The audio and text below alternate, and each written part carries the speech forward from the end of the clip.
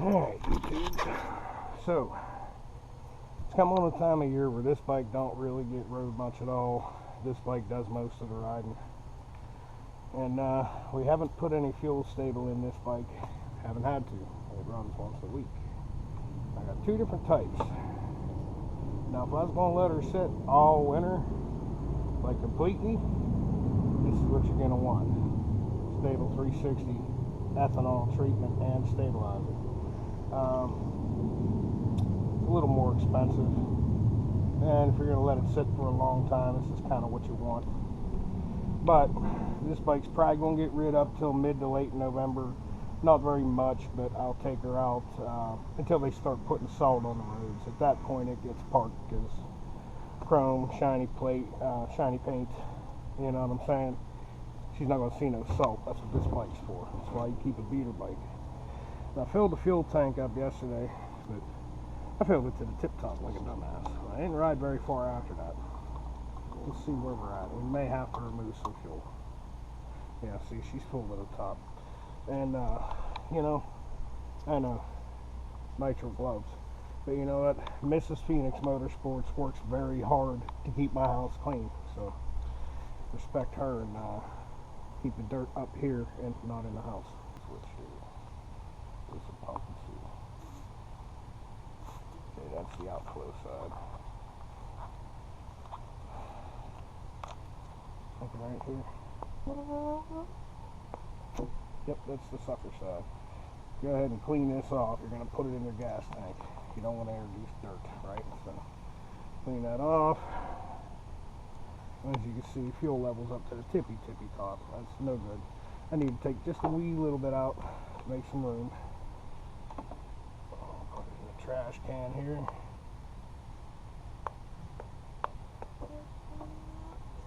Not much.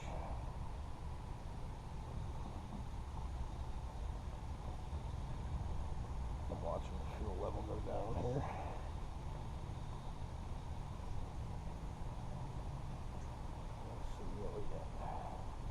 I'm going to take out maybe a quart, something like that.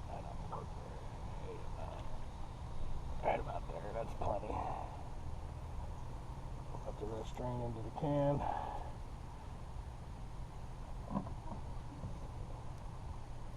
Okay. Now, directions. You probably can't read this, so why am I going to bother? 1 ounce of this to 5 gallons. This is a 4-gallon tank. She's at probably 3/4, so you know what? We're going to do just a tad under an ounce. That's marked. That's a 1/2 ounce. Go ahead and dump that in. We'll go just a tad under a 1/2 ounce. It's really not going to hurt if you put a little too much in here. Not like that. Okay. Now, being as I should have put this in when I filled the fuel tank to, you know, get it mixed in a little better. What we're going to do, we're going to fire the bike up, warm it up, take it for maybe a, I don't know, 4 or 5 mile rip just around town here real quick, and ensure that it's mixed in and that it actually gets into the carburetor bowl.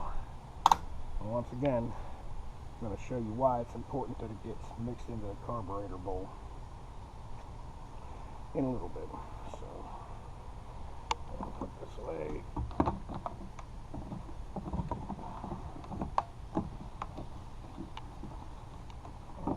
For now, like I said, if you got a woman that keeps your house clean for you, you respect her and you keep it clean. I wear gloves when I work on shit for that reason. Alright, let's go for a little rip here.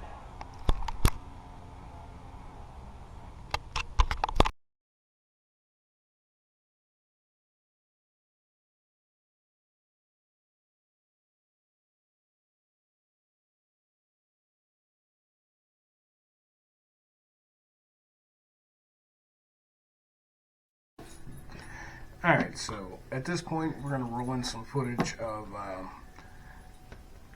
2 carburetors that I had pulled apart. One of them sat for 6 months with regular fuel in it, and the other one sat for 4 years with fuel treated with stable 360 ethanol treatment.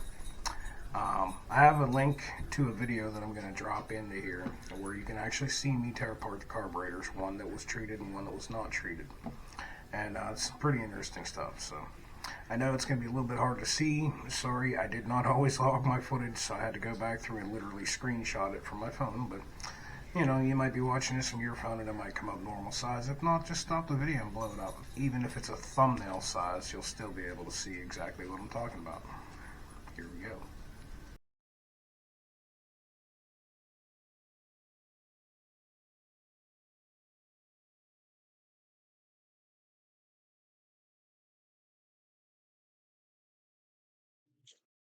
Yeah, so as you can see in those pictures, the float bowl on the left-hand side literally sat with regular today's corn squeezing bullshit gas for 6 months.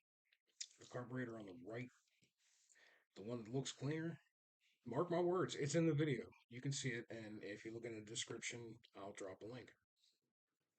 The cleaner one sat for 4 years with regular 87 octane gasoline that was treated with stable 360 ethanol treatment.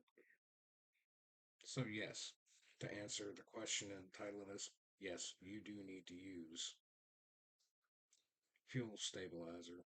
Especially, I prefer the brand Stable, especially if your motorcycle has a carburetor.